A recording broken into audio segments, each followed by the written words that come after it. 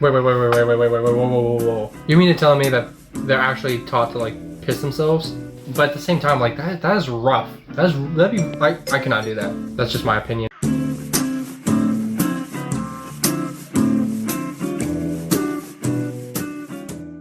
Hey everyone, welcome back. It is time for another reaction video today. Today's reaction video is actually one that I stumbled across myself in my YouTube suggested feed. So it's titled 11 Secrets the Queen's Guards Don't Like to Speak About. So when I saw that title, I kind of caught my attention because I realized I don't actually know that much about the Queen's Guards, other than the fact that like you have to be like the best of the best to be it. Like it's an elite force or whatever. And also like the stereotype that like you can mess with them and like talk to them and like they won't break being at attention or whatever. I'm not for sure. Anyway, that's about all I know about the Queen's Guards. So it really stuck out to me, and the title might be a little bit misleading because I'm pretty sure they're not supposed to talk while they're on duty. But anyway, before we get in the video, if you guys can make sure to please like, share, subscribe if you like the video. Liking really helps out with YouTube and helps support this channel a lot. Share with your friends if you like this type of content. Also, make sure that you subscribe if you're new, because at 50K, I'm going to be paying for one of you guys to come over to the US. I'm gonna be buying one of you guys a plane ticket, and you can go anywhere in the US and I will pay for the ticket. So make sure you subscribe, share with your friends, all that good stuff. And with that being said, we're gonna get right into this video and learn more about the Queen's Guards. Here's a riddle for you.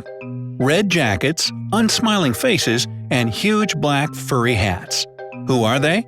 The University of Houston Marching Band. Well, yeah, but I'm talking about those other guys. Those are the Queen's Guards in London, the capital city of the UK.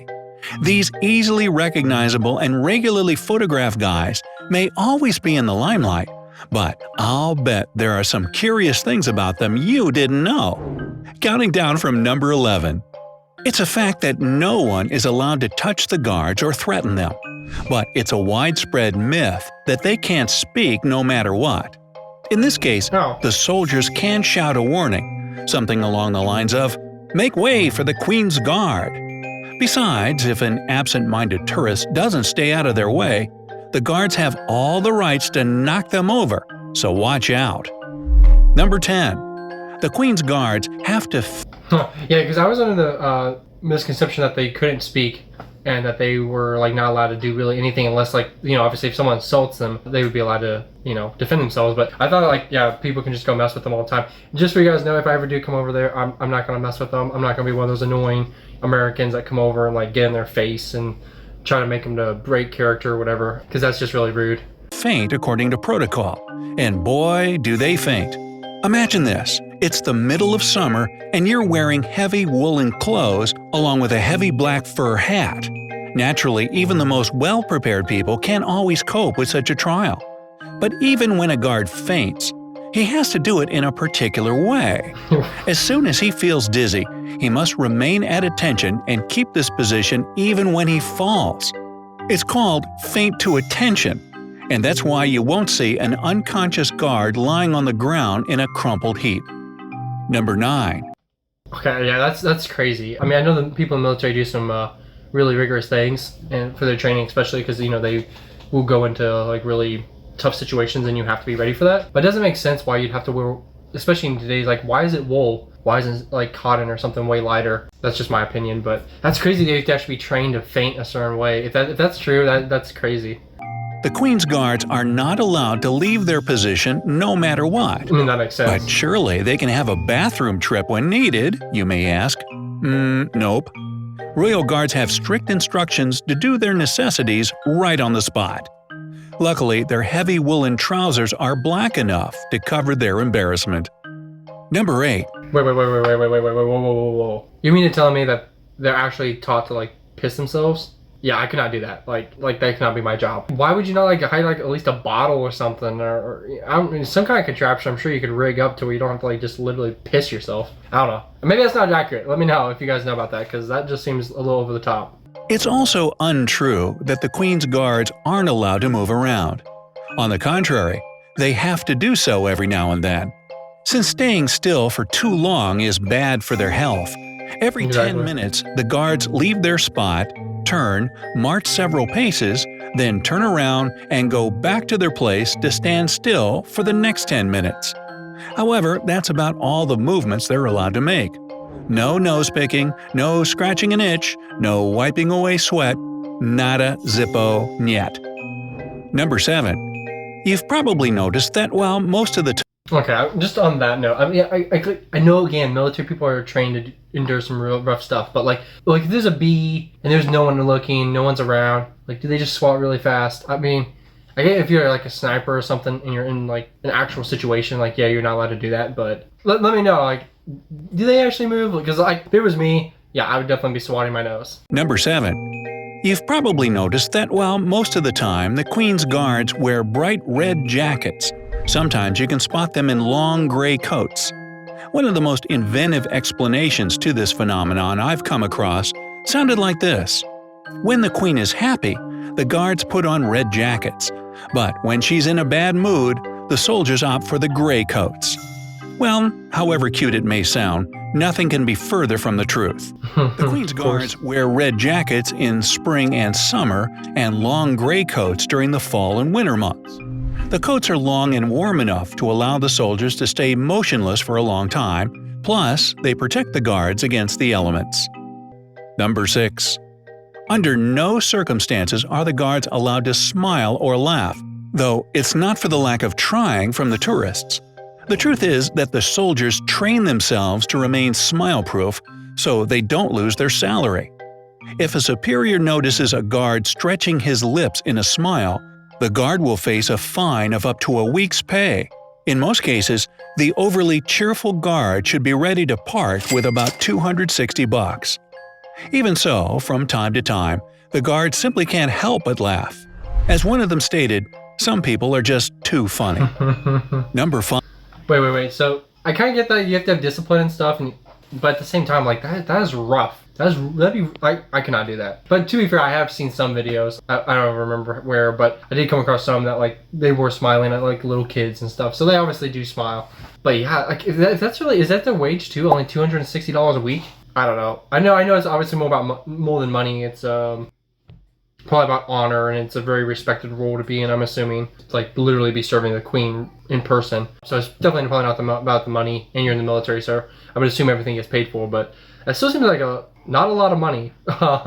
That's just my opinion. 5. The Queen's guards literally hate hot weather. And I can understand that. Warm clothes, heavy hats, blazing sun, no opportunity to wipe away sweat. Wait, what?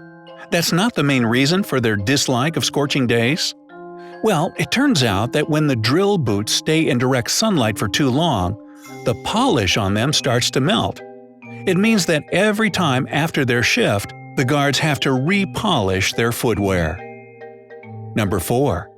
Initially, the Queen's guards wore their tall, fluffy bearskin hats to look more intimidating and taller. Recently, they've tried to swap synthetic fur for the real one, but it didn't seem to work well. The artificial fur just didn't look as nice as real stuff. Plus, the color runs easily from it, so they don't last very long. On the other hand, hats made from real fur are impressively heavy. One can weigh from 4.5 to 9 pounds. Jeez. And when it rains or snows, the bearskin collects all the liquid and gets even heavier. By the way, the hat's strap position below the guard's nose serves its own purpose. The bearskin hat is so heavy that if it's struck or shot in combat, it could easily break the soldier's neck if the strap was positioned under the chin. I see how this under-nose strap is much safer, but I'm not sure it's that comfortable at all. Number 3. That's really interesting because I had no idea why it kind of looks a little ridiculous to have it here. I mean, that's a good reason to do it. I'm kind of glad you touched on the hats though, because the hats look ridiculous. I just assumed it was like a traditional thing. That's why they still wear the big poofy hats. Let me know what you guys know. Yeah, the hats look ridiculous. Like, I don't know. They just do to me. To become one of the Queen's Guard, you have to take the BARB, which stands for the British Army Recruit Battery Test. It's a half-an-hour-long computer-based test which checks your problem-solving, analytical, and logical skills. On top of that, the exam tests if a recruit will be able to adapt to his role in the future. But even if you've passed the test with flying colors, there's still one more condition you need to satisfy. You have to be tall, like about 6 feet tall. The height requirements used to be 6 feet 2 inches, but recently they've been brought down to 5 feet 10 inches. Number 2. And one That's interesting. I wouldn't think, especially in today's day and age, that like it's surprising to see like something about something. It's surprising to see that like still goes on. Like just based off your height, you can't get the job. Is kind of weird. It makes sense. I mean, you have to be tall and you have to have like an intimidating presence, but it's still weird. Actually, I mean, it'd be probably really funny or I don't know, cute or whatever to see like a 5 foot tall person with this huge hat. I don't know. I just think it'd be really fun to see. is. Number 2. And one more thing about the famous red jackets. It's a popular belief that the Queen's Guards started to wear their jackets red. And I would just say this. Usually short people are usually incredibly strong and very stout, and you don't want to mess with them. So I'm just going to throw that out there right now. Famous red jackets. It's a popular belief that the Queen's Guards started to wear their jackets red because this way, during combat, blood wasn't visible on soldiers' clothes and thus didn't demoralize their fellows. But it seems the reason was actually very different. The red color was chosen because the red pigment was one of the most available at those times. Also, this color needed only one stage in the process of dyeing. Number 1. No doubt the Queen's Guards have to follow numerous rules and regulations, but it doesn't mean they don't have their fun. How about this? When the guards get joined by their regimental band, for example, during the changing of the guard ceremony, the musicians can play something a bit lighter than good old patriotic songs and marches. If you're lucky enough, you can hear them perform the Imperial March from Star Wars or even Indiana Nice. Jones and Game of Thrones theme songs. So, what in your opinion is the hardest thing about the Queen's Guard job? I think the bathroom thing might be pretty tough. Well, let me Yeah, it definitely. It's interesting to see that. I don't. It would be interesting to know what our Secret Service, like the equivalent over here, would be. I know they're pretty strict, but I mean, I don't think they're near as strict like that. And obviously, they don't wear the big hats, and I'm pretty sure they're like allowed bathroom breaks. They just swap out guards and stuff. I could be wrong on that, but it would be interesting to see a comparison. Yeah, I don't know. That's really rough. Yeah, I don't know. Let me know what you guys think on the.